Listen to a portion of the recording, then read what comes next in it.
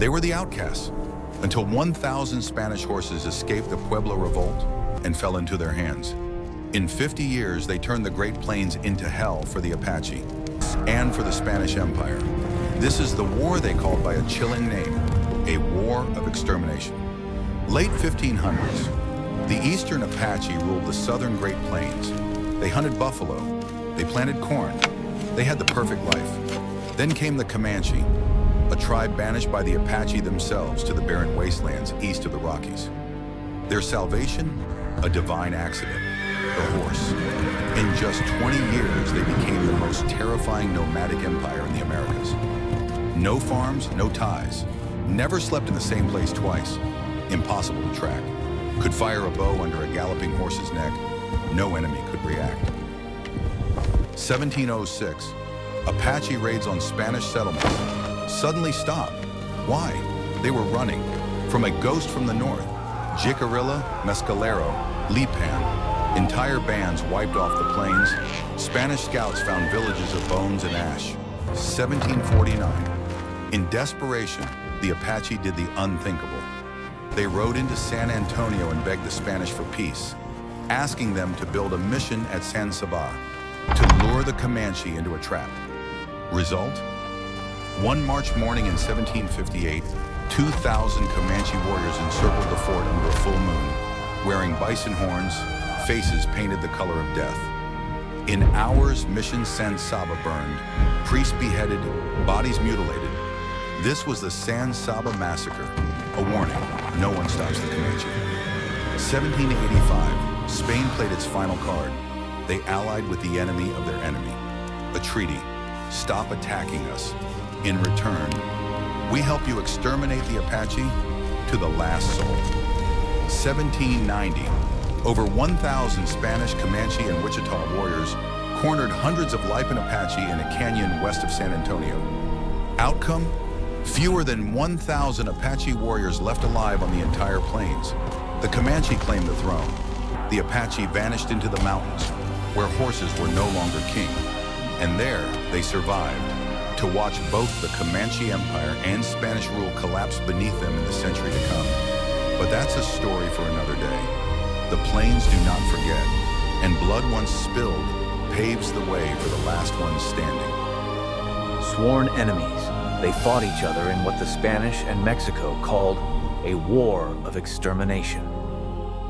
By the late 1500s, the Eastern Apache had established a dominant presence in the southern region of the Great Plains. The area secured for them good buffalo hunting grounds, while also giving them space to practice agriculture. It was the best of both worlds. A semi-agrarian lifestyle diversified their diets. The Comanche, at the same time, were outcasts forced to unfavorable territory by more powerful groups like the Apache. Their culture became aggressive and vengeful. But in the middle of the 1600s, one big change, caused by their greatest enemy, will lead them to becoming the most. In the 1500s, Spanish success in Mexico led to a continued desire to conquer. It was kind of their thing. The Europeans gradually moved north and had continued to colonize and spread their influence until they reached Apache territory. Spanish conquest was a directive. They brought with them metal armor, guns, and hundreds of horses. They spread into the territory of modern New Mexico around 1600. With overwhelming power, they quickly subjugated many native groups within the region. They forced them to take on Christianity and work for them as payment. However, the nearby Apache were less agreeable. The Apache violently raided these new Spanish settlements, stealing horses in the process. As they watched the Spanish from a distance, they learned how to ride them. By the 1650s, the Apache were conducting mounted raids on horseback. The added speed of the horse made them even more dangerous and effective. The constant harassment was more than the Spanish in the region could take. Spanish settlements like Taos and Santa Fe were frequent targets, and the Pueblo Indians' Gruts were the unfortunate victims of Apache terror. As Spanish subjects, the Pueblo expected protection, but the Spanish could not effectively provide them with any. The raids would be over quickly, but they were devastating. The Apache would kill anyone who opposed them, and then disappear into the western landscape with hundreds of horses and other supplies. By 1680, the Apache raids became such a problem that the Pueblo had given up on Spanish protection, and they revolted. They drove the Spanish out of New Mexico, but in the process, 1,000 of Spanish horses escaped. Mustangs, a horse well suited to live in the Great Plains. A horse that will find its way north. We fast forward a few decades.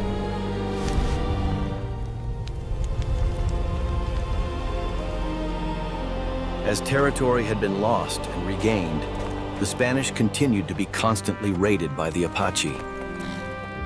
But Apache behavior changed in 1706 almost at once.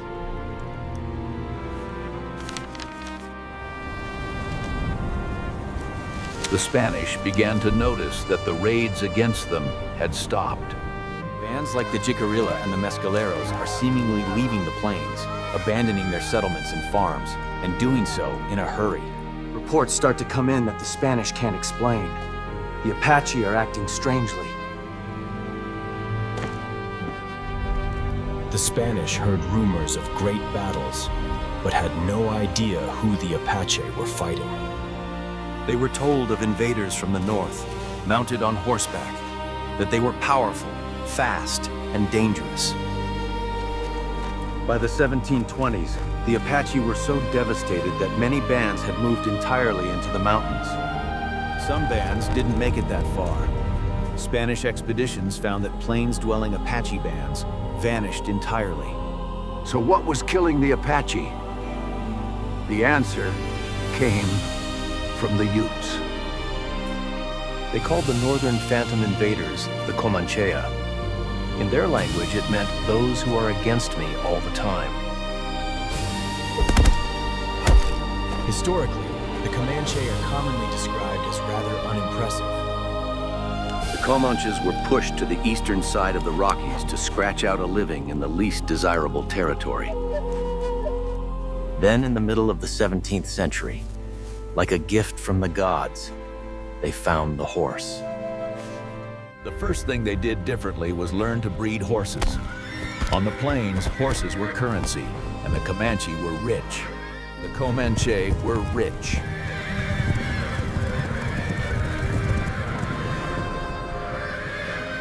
Eastern Apache were at least semi-agricultural. This tied them to land.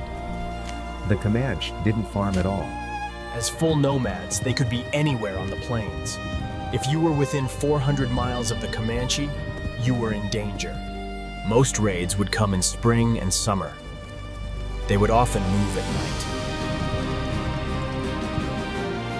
The light of the full moon would illuminate the plains. Raids were brute, murders, tortures.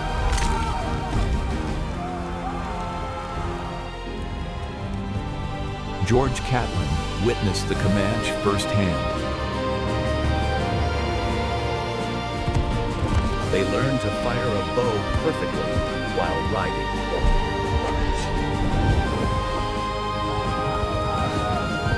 The Apache used the horse to aid travel, but would dismount to fight on foot.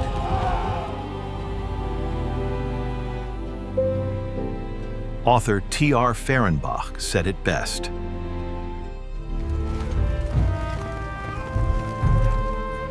The purpose of the Comanches was always the same. In 1723, a mysterious conflict occurred. It's called El Gran Sierra del Fierro.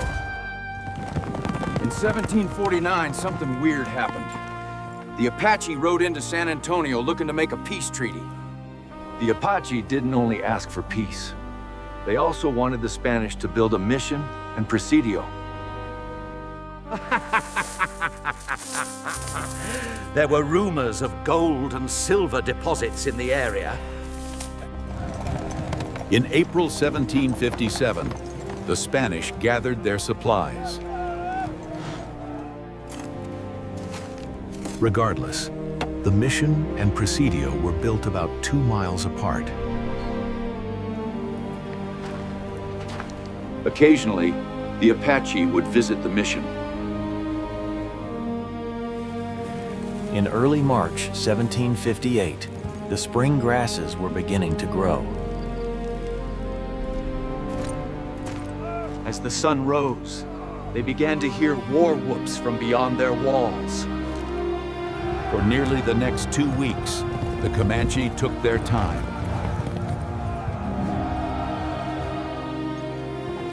On March 16th, the Comanches showed up at the gates of both.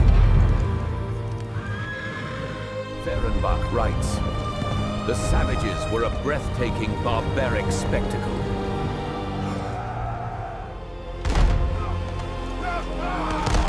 Once inside the gates, it didn't too long to turn into a slaughter." Comanche killed between 8 and 10 in the mission, including Father Terreros.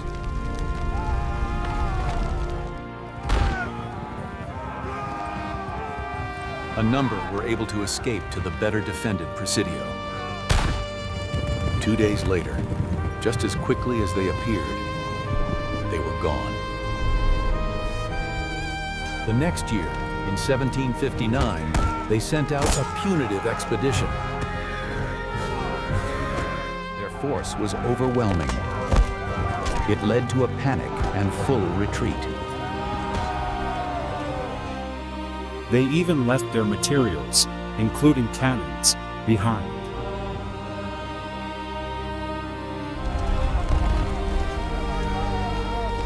Within a few years, the Comanche had moved far enough south. The brutality of the time is captured by S.C. Guinée.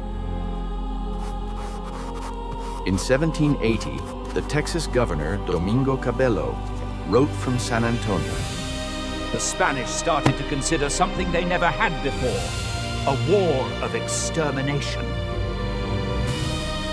But that all changed when an officer named Don Juan Bautista de Anza. After his attacks, he would release those that he had captured with a message. By 1785, several bands sent representatives to a meeting in Taos.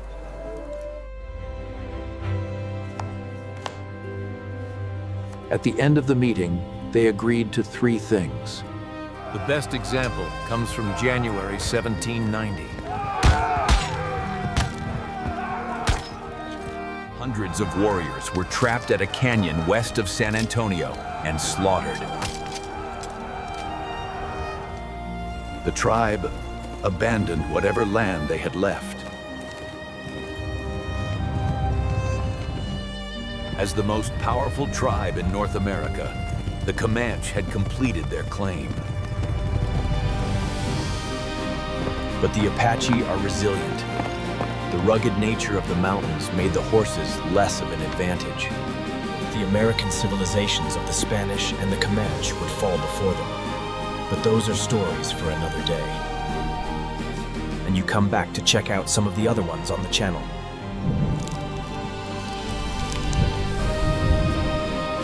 If you have any questions, comments, or ideas for future videos,